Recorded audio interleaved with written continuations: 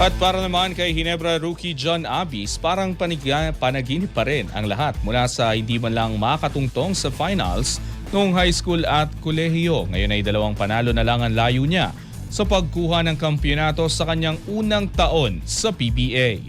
Ang ibang detalye alamin sa aking eksklusibong pag-abante. Sports Now Exclusive.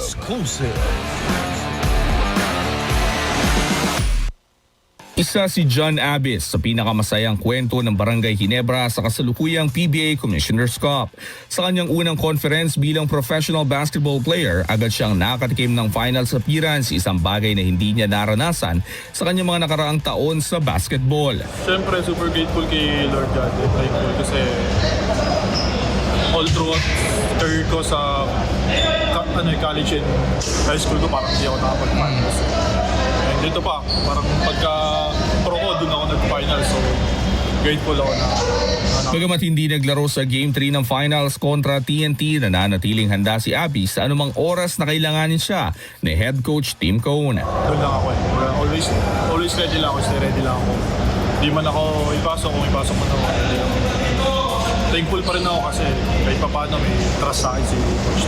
Mas nakilala si Abis noong playoffs marapos makapagbigay ng mahalagang energy at produksyon sa mga minutong ipinagkaloob sa kanya. At kahit limitado ang oras sa laro, ramdam niya ang suporta ng mga tagahanga ng Ginebra. Yes po, super motivated ako. Grabe motivation ko kasi may mga tiwala din sa akin yung mga Ginebra fans and yung ibang naniniwala sa akin. So, Pero higit sa lahat, hindi pa rin maiwasan ni Abis ang humanga sa mga kasama niyang dati ay pinapanood lamang niya sa telebisyon. super ako, parang na-overwhelm ako sobra and shock talaga kasi alam naman natin na Gilas and superstar talaga. Kabilang sa mga naging kakampi niya ngayon sina Justin Brownlee, Scotty Thompson, Japet Aguilar at RJ Barrientos, mga pangalang matagal nang kinikilala sa Philippine basketball.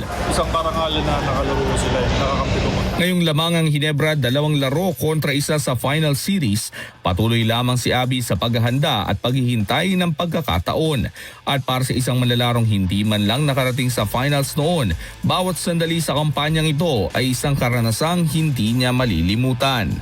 Ako si Jesus Valdez, Abante.